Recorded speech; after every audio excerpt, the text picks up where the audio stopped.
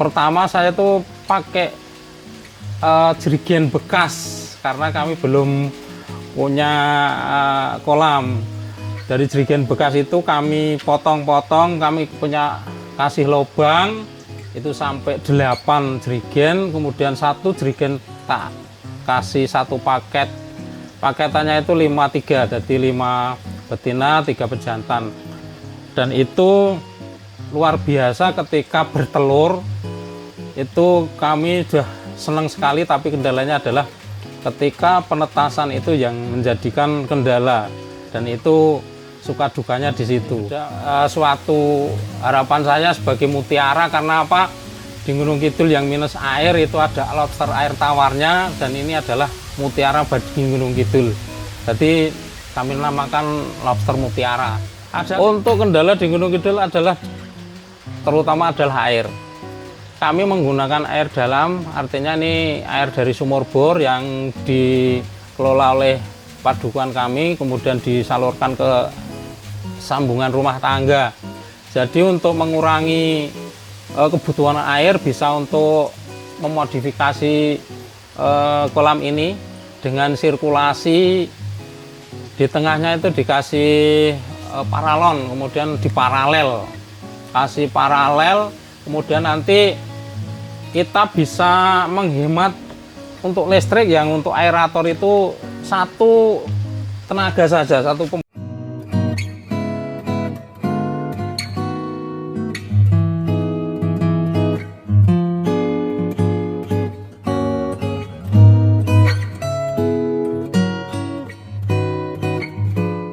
Kan nama saya Gunadi, dari Padukuhan Muntuk, RT 1 RW 1 Kelurahan Mulusan. Untuk usaha ini lobster air tawar yang mungkin asing di Gunung Kidul ya, karena Gunung Kidul itu sulit air. Namun karena kami punya keinginan dan untuk memperkembangkan apa itu lobster air tawar, kami berusaha maksimal. Berbagai kendala dan rintangan karena di ini Gunung Kidul, tapi terkait dengan keinginan yang begitu kuat, kami bisa membuktikan bahwa lobster air tawar bisa dibudidayakan di daerah Gunung Kidul. Awal mula budidaya lobster air tawar di tempat kami adalah rasa penasaran kami bahwa lobster kok ada yang air tawar, kemudian bagaimana di Gunung Kidul bisa enggak. Itu kami buka-buka di media, terus kami mencari tahu bahwasanya lobster air tawar itu ternyata bisa dibudidayakan di segala medan. Dan itu pertama kami sharing atau cari pengalaman bagaimana caranya budidaya lobster air tawar ini. Kemudian pertama saya tuh pakai jerigen bekas karena kami belum punya kolam. Dari jerigen bekas itu kami potong-potong, kami punya kasih lubang itu sampai 8 jerigen, kemudian satu jerigen tak kasih satu paket. Paketannya itu 5-3, jadi 5 betina 3 pejantan. Dan itu luar biasa ketika bertelur, itu kami sudah senang sekali, tapi kendalanya adalah ketika penetasan itu yang menjadikan kendala, dan itu suka dukanya di situ. Tetesan pertama itu mati semua, seperti ini, menangis karena apa? Untuk usaha yang selama ini sudah membuahkan hasil, tinggal petik ibaratnya itu sudah gagal. Tapi tidak menyerah sampai di situ. Terus kami mencari kelemahan karena di misalnya di panduan di buku ini dan sebagainya, tapi ketika kita praktek di lapangan adalah lain daripada pengalaman yang di buku dan sebagainya. Kami terus berusaha. Pada saat itu kami sudah menemukan plus minusnya, apa kekurangan kami dan kelebihan kami ketika di jerigen bekas itu. Kemudian kami berkembang, alhamdulillah diberi amanah dan itu berhasil. Kemudian saya beralih ke terpal. Dari terpal itu kami bisa belajar bagaimana di jerigen, kemudian bagaimana di terpal, dan alhamdulillah ini ada sisa tanah, kemudian ada sisa bangunan. Ini kami manfaatkan, jadi tidak berkecil hati yang tidak punya lahan dan sebagainya, bisa memanfaatkan apa saja. Ternyata lobster air tawar itu mudah kalau sudah kita belajar. Dan ini dari semua yang ada yang saya pakai ini adalah sisa barang-barang yang sudah tidak berguna. Contohnya dari paralon kita bisa mengambil yang bekas, dari ini sisa-sisa bangunan. Kebetulan kami kemarin ada sisa, terus kami belikan semen untuk buat kolam ini. Kami budidaya pada 2019 ya, dan ini kami namakan lobster mutiara. Mutiara adalah singkatan untuk titipan yang akan datang. Jadi ini sudah suatu harapan saya sebagai mutiara, karena apa? Di Gunung Kidul yang minus air itu ada lobster air tawarnya, dan ini adalah mutiara bagi Gunung Kidul. Jadi kami namakan lobster mutiara. Ada 3 macam ya, yang untuk lobster air tawar ini yang kami budidayakan adalah red claw, karena ini mudah beradaptasi, mudah pengelolaannya, mudah semua terkait dengan air dan pakannya itu mudah beradaptasi yang jelas. Untuk budidaya kami fokus ke pembibitan ya, karena di kebutuhan di dunia pasar itu pembibitan itu banyak sekali kebutuhannya dan belum terpenuhi untuk kuotanya. Karena apa? Kita fokus ke pembibitan karena jaraknya pemeliharaan itu cepat sekali, 2 bulan 3 bulan sudah panen. Tapi kalau nanti ke konsumsi lama, karena kami airnya air dalam, dan itu berpengaruh untuk produksi untuk konsumen. Tapi karena apa? Keunggulan bagi kami adalah karena ini Gunung Kidul yang iklimnya ekstrim, itu bibitnya itu kalau di pasaran itu sangat dicari. Kalau di Gunung Kidul, bibit Gunung Kidul itu sudah tahan banting katanya, seperti itu. Untuk yang mau budidaya jangan takut-takut ya, karena ini mudah. Tergantung kita mau belajar atau enggak. Satu, kalau kita mau mulai usaha, tujuannya mau apa? Untuk hobi atau untuk istilahnya samben atau hiburan, atau untuk produksi atau usaha. Kalau yang pertama harus dipersiapkan adalah tempatnya dulu, karena belajar dari kami yang cuman dari jerigen itu ternyata setelah berkembang biak itu kebingungan ketika sudah menetas itu mau ditaruh di mana. Yang dipersiapkan adalah satu, untuk bibit, kemudian tempatnya, dan kemudian cara perawatannya. 3 hal ini yang harus kita jangan sampai terlupakan, yaitu satu, untuk persiapannya adalah tempat, kemudian kita mau larikan kemana, mau untuk hobi atau untuk hiasan atau untuk usaha. Kalau usaha ya harus benar-benar segala sesuatunya, dari kolam, dari perawatan, dan dari pakannya harus kita maksimalkan kalau untuk usaha. Tapi kalau untuk hobi saja bisa untuk tumpang sari. Loh, kenapa tumpang sari? Bukan hanya tumbuhan saja. Untuk lobster air tawar ini bisa tumpang sari sama gapi, sama ikan-ikan yang kecil yang lain, ditaruh yang yang sudah indukan itu apakah ganggu? Tidak. Kami sudah mempraktekkan itu, dan itu kita punya keuntungan ganda dari itu, dari lobsternya, dari gapinya juga. Mereka saling berdampingan, nggak saling mengganggu. Yang harus dipersiapkan adalah satu, kolam, tempatnya, medianya. Tidak harus kolam ya, ternyata terpal juga bisa. Kemudian untuk karena ini lobster itu kanibal atau bisa makan temennya, itu bisa untuk persembuhannya bisa dari peralon-peralon bekas yang disusun terus kemudian dilem, kemudian ada dari roster, kemudian ada dari seng, genteng, pokoknya yang bisa untuk sembunyi. Kemudian bisa dari tali rafia yang dipotong-potong kemudian diikat, itu yang jelas kemana lobster ini bisa untuk bersembunyi, karena untuk lobster kan ini bisa kanibal. Untuk mengurangi kanibal seperti itu. Kemudian untuk aerator jangan lupa, karena sebagian dari lobster ini 60% adalah oksigen, kemudian 40%-nya baru makanan. Jadi yang perlu dipersiapkan adalah aerator atau yang alat semacam ini. Kemudian untuk lobster air tawar ini kan yang cuaca panas tapi terlindung, jadi jangan sampai di outdoor juga bisa, di indoor juga bisa, tetapi untuk yang di luar ruangan bisa pakai paranet dan sebagainya. Untuk kendala di Gunung Kidul adalah terutama adalah air.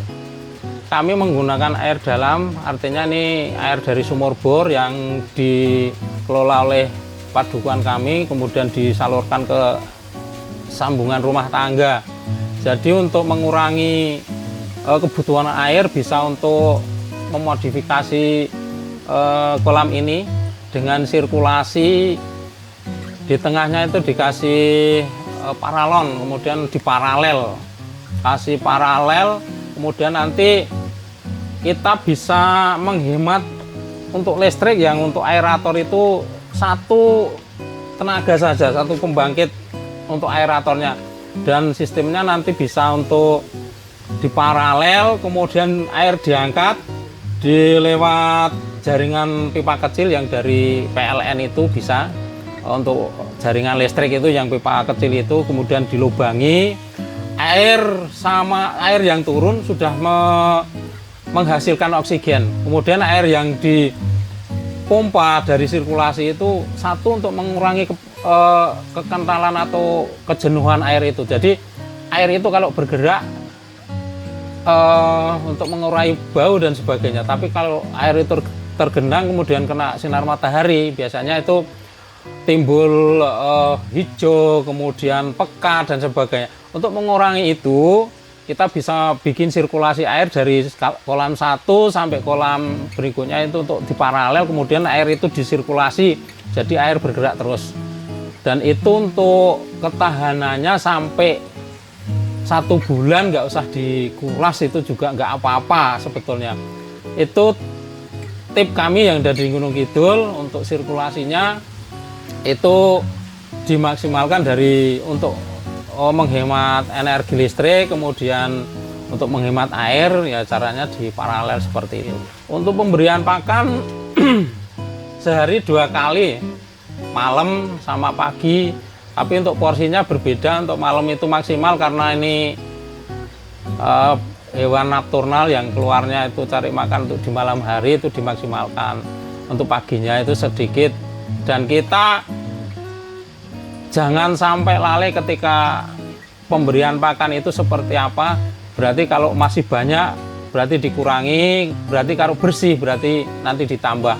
Jadi untuk memperkirakan ini loh, kalau kita nimbang berat badan sekian dan sebagainya itu terlalu lama bagi kami ya, pengetahuannya terbatas. Jadi cara wong Jawa ini bodone ngene iki kan, kalau seperti itu. 2 kali. Kemudian untuk makanannya ini kalau yang dari toko yang pelet, untuk pelet itu cepat besar tapi resikonya juga besar. Karena apa? Di kami di Gunung Kidul kan sulit air. Sisa-sisa makanan yang tersisa terus itu jadi amonia, kemudian jadi racun. Jadi kalau bisa di Gunung Kidul ya pakai pakan alami. Bisa dari biji-bijian, dari jagung, dari kacang, kemudian dari kecambah, wortel. Kemudian alternatif lagi ada ketela bisa kaspe, bisa ketela ubi dan sebagainya. Pokoknya kalau kasih makan yang tenggelam aja lah, nanti itu makanannya apa saja bisa. Dan tidak harus beli, untuk Gunung Kidul apapun jadi. Bagi yang sibuk ya, untuk daerah Gunung Kidul yang notabene-nya itu pergi keluar kota atau mencari rezeki di luar kota itu untuk ternak seperti ini, budidaya seperti ini nggak usah takut. Jika ditinggal lama itu dikasih pakan-pakan yang agak keras, misalnya kelapa itu dipotong-potong kemudian itu 3 hari, 4 hari, 5 hari, ya maksimal 5 hari lah, nanti bisa nggak bakalan ini kekurangan makanan. Untuk itu tipnya nanti bisa, kalau wortel itu masih agak cepet basi, kelapa bisa nanti ini ketela, yang penting pakan itu tenggelam. Kendalanya banyak sekali ketika kami belum mempersiapkan media, kemudian cara ini ketika udah bertelur kemudian menetes, itu kalau media belum dipersiapkan itu sangat pusing sekali. Ketika satu paket itu bertelur semua, itu kendalanya terus terang nih media. Untuk itu bagi pemula, kalau yang mau coba-coba dulu, medianya harus disediakan dulu. Kemudian untuk mengantisipasi seperti itu ya kita kreatif. Contohnya kita pakai jerigen tadi, kemudian apa saja yang bisa kita pakai, kita isi air, yang penting dikasih oksigen ya. Itu nanti untuk solusinya seperti itu. Kemudian air ketika dulu itu belum menemukan sirkulasi seperti itu ya kita 3 hari kuras, 3 hari kuras. Kemudian setelah ada paralel seperti itu, soalnya nanti air diputar kemudian ada saringannya, itu mengurangi kebutuhan air. Itu yang bisa kami selesaikan ketika pertama kali kami budidaya. Ternyata manjada-wajada, ketika kita ada kemauan pasti ada jalan keluarnya. Untuk pemasaran alhamdulillah lancar ya. Di pemasaran itu banyak sekali pesanan dari bibit maupun dari konsumsi. Kebetulan ini yang kami kejar adalah pembibitan, karena di pasar itu permintaannya banyak sekali untuk permintaan bibit. Nah, ini sangat bagi pemula sangat sangat menguntungkan ketika untuk jangka panen itu ya 2 bulan 3 bulan sudah panen, karena ukuran 1 N 2 N itu sudah laku dijual per ekor antara 1.500 sampai 2.000. Jadi untuk penjualan sangat mudah sekali, tidak ada kendala selama ini. Untuk teman-teman yang ada di Gunung Kidul khususnya, ataupun teman-teman yang lain, untuk budidaya lobster air tawar ini sangatlah mudah. Jadi tidak harus fokus dan jangan takut ketika kita memulai usaha. Karena apa? Kita banyak belajar di alam, kita bisa belajar pada yang kita hadapi. Kita bisa belajar sama lobster ini, dan ketika kita menemukan solusinya adalah berarti kita adalah pemenangnya. Solusinya adalah kita harus bisa sharing sama teman, bisa sharing sama senior-senior kita, bisa kita share, kita cari pengalaman di media. Banyak sekali terkait dengan lobster air tawar ini. Untuk itu jangan takut untuk memulai usaha ini, karena apa? Karena sangat mudah sekali dan resikonya kecil. Oke, bagi teman-teman yang mau belajar bareng ya, bisa ke tempat kami di Lobster Air Tawar Mutiara Padukan Muntuk, RT 1 RW 1 Kelurahan Mulusan, dengan kontak person 0831 0118 8886. Kita bisa sharing bareng-bareng nanti. Dan terima kasih telah menonton video ini. Jangan lupa subscribe, bagikan ke teman-teman. Ayo ambil bagian menjadi 1 juta pembudidaya lobster Indonesia. Salam capit.